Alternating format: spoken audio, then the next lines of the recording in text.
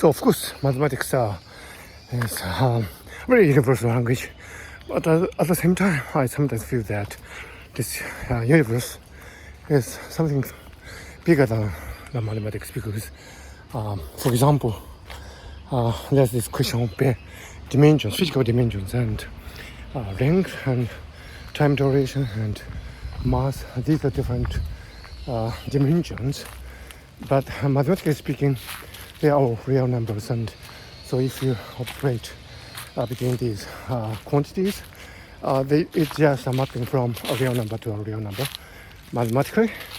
But in terms of physical dimensions, length and time and mass and electric charge and so on play entirely different roles. So, for example, if you are working on a pendulum, you can work out the frequency or period of a pendulum entirely from this physical dimensional argument. You can determine up to a constant what kind of formula the equation for the frequency or period should take for a pendulum.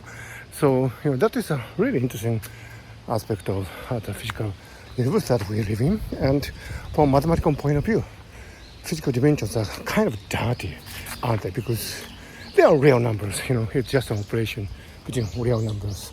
So in terms of mathematics, there's no special significance to such dimensions as mass and gravitational constant and